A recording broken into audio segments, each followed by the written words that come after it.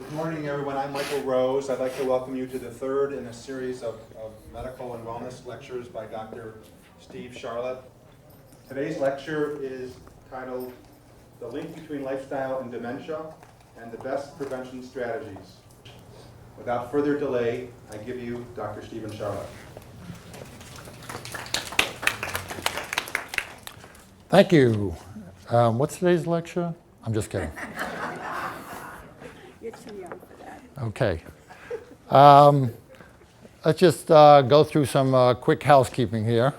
You know, last night I was looking for some dementia jokes, and unfortunately none of them were appropriate. So I decided to shy away from that, although I do think bringing a little bit of humor into any lecture is a very positive thing. Humor is a very healthful thing. Just a reminder, for those of you who are new here and haven't been to the other lectures, I've been giving these lectures all around Boca and Delray to relatively large crowds. Last time we had 140, 150 people here. I think a bunch of people went on a bus trip, which is great because you may remember that socializing does increase longevity. So I'm happy they're out having a good time. Just some overview. Preventioneers. We call ourselves Preventioneers at MDPrevent because we are pioneering new approaches to prevention.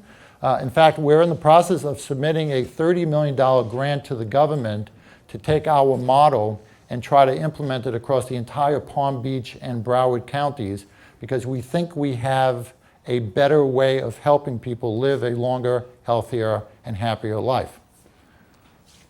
This is just a collage of our new center, a 4,500 square foot center we built in Delray. It's a beautiful center. It's beautiful because I want the people who work there to enjoy it, and I want the people to come visit us to equally enjoy the facility. Okay, what is MDPrevent? Just a quick recap. Primary care practice combined with a preventive medicine practice, combined with an educational facility. Take the three of them together, and what do you get? You get the seamless integration of primary care, prevention, and education, and that's MDPrevent. What's that? You get Oh, PEP. PEP. You get a lot of PEP. Good point. Okay, what do we do at MDPrevent? Just very quickly, we provide the annual wellness visit, okay? This, by the way, is the whole genesis of why I started MDPrevent in the first place when I discovered that Medicare was now paying 100% to doctors for the first time in 40 plus years in the history of Medicare to actually focus on risk factors as opposed to simply on disease.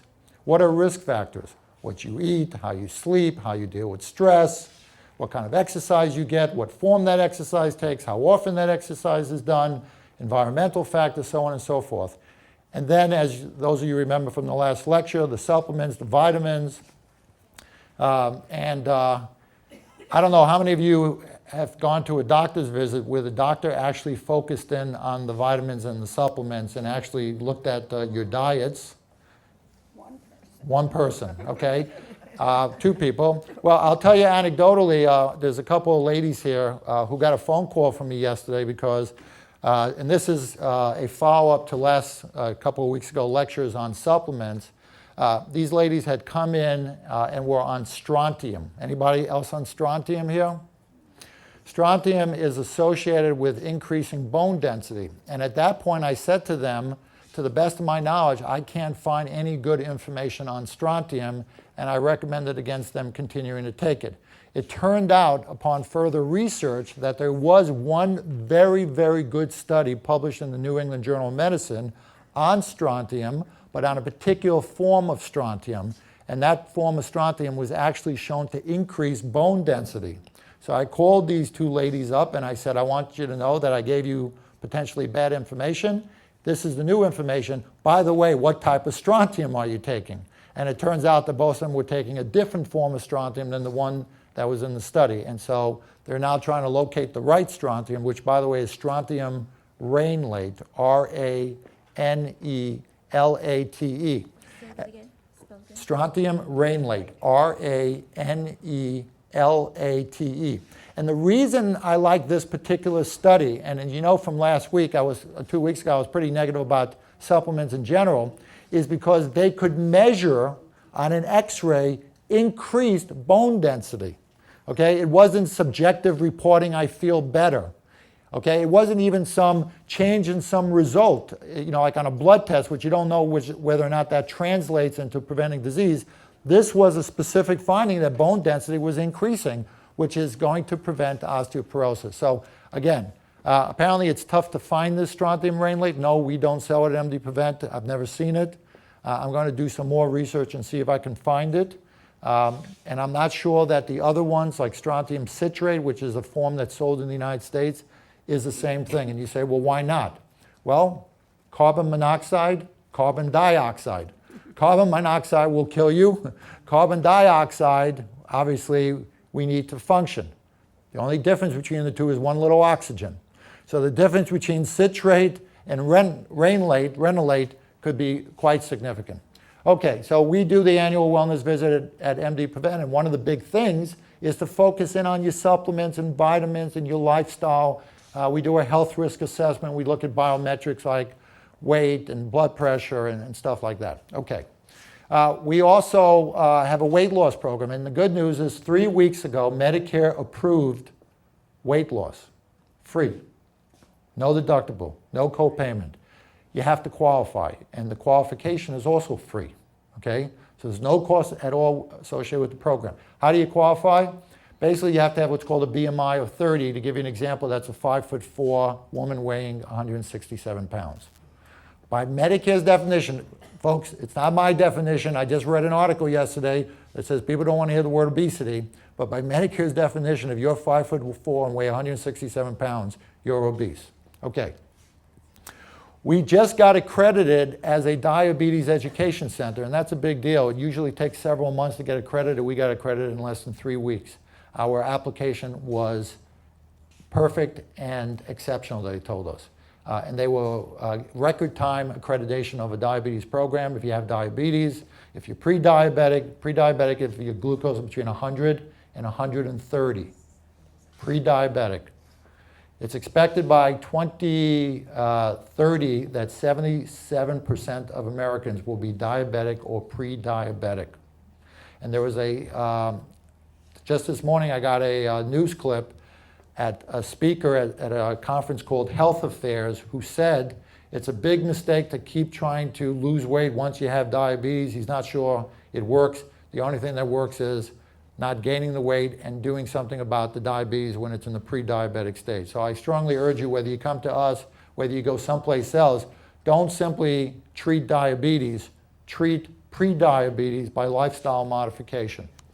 Okay, we have nutritionists, we have exercise physiologists, because let me just talk about exercise for a moment. There are 4 elements to exercise. Everybody thinks if I do my 10,000 steps a day, I'm all set, okay?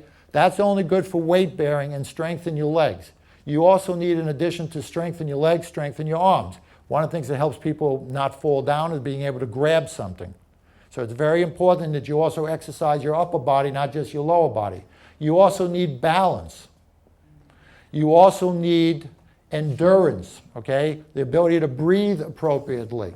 And I tell to people to get to a good endurance, and I'm not telling you to do this right now because each of you know what your limitations and you have to work up to this. You should be doing exercise that you can't sing. Now some of you say, I can't sing anyway, so I'm all set, okay? But I'm talking about the kind of singing that even your mother would have loved, okay? So if you can sing, you're not pumping your heart enough. You got to get to the point that at least you can't sing. And then the ultimate is you can't speak, but that's pretty tough to attain, particularly as we get older. But the point of the matter is, and the final thing, in addition to balance, endurance, and strength, is flexibility. Okay, if you want to maintain normal joint functioning, you got to get flexibility going. So we also have a health psychologist, because as you know, sometimes life is difficult, okay? They say insanity is inherited. You get it from your children. Okay, so we all need sometimes to talk to a friendly ear. Nutritional seminars, cooking classes, certified yoga classes, all levels. There was an article in the New York Times this week that said yoga is dangerous, okay? I don't think they're talking about the yoga we do. They're talking about the yoga where they put you in this hot room and they bend you in 12 different directions. You know, the twister game you may have played when you were a child. Like anything, you shouldn't overdo it, and that's what they were referencing. And then finally, Silver Sneakers Fitness Class. All right, let's get going. We have 3 lean programs, one for children, one for everybody else until seniors, and then one covered by Medicare seniors. Nursing homes, okay, that's where it all started for me, watching people end up getting institutionalized because they had not taken care of their health. And you know what the number one reason why people get institutionalized? It's chronic disease leading to, anybody? Broken bone. Cognitive impairment. Cognitive impairment. What happens, as we've discussed a few times, when you're cognitively impaired, you have trouble controlling your urination. And it's very difficult when you're urinating around the house for the children to keep people at home. This is unfortunately the reality, and this is why people end up getting institutionalized. It's one of the most difficult things for families to deal with. So if you can prevent the chronic disease, and that's what today's lecture is, what can you do to try to prevent dementia? So let's get into a little more specific. So you're going to hear some of the things I say today are going to sound familiar. You've heard it before. In fact, I want to teach you a concept, and I want you to remember this concept. Protect your heart, protect your head. Okay? Together. Protect your heart, protect your head. Come on, with a little more enthusiasm. It's not that early in the morning anymore, and you're going to find out a little bit later, the earlier you get going, the more likely you are not to develop dementia. So let's try again. Protect your heart, protect your head. I still see a couple. One more time. I want to see you with feeling, because this is really important. You're going to find out that the same strategies that protect your heart are the ones that protect your head. So last time, with feeling. Protect your heart, protect your head. Okay. So same ideas, but let's look at them from another perspective. We looked at them from longevity. Now let's look at them from dementia. Okay. How many 65-year-old Americans have dementia? Anybody? Well, give me a ratio, because my number is in the form of a ratio. 17%. I got 1 in 15, I got 17%. 30. The answer is 1 in 8, 13%. How many 85-year-old Americans have dementia? We got a 50%. Anybody else? 75%. Well, some people think that you live above 85, you got a 75% chance of having dementia. 43%. Now, you might say that's a high number, but I say that's 57% of people over the age of 85 do not have dementia. So it is not inevitable that you will develop dementia. Let's talk about the brain a little bit. Which part of the brain has to do with intelligent judgment and behavior? I gave that one away. What's it called? Anybody? Frontal lobe. The prefrontal lobe. And what do you think the part that has that, purplish pinkish, I'm colorblind, so I think it's purplish pinkish, part in the back, what do you think that's called? Language is what takes place there. It's called Wernicke's area. Anybody ever hear of Wernicke's encephalopathy?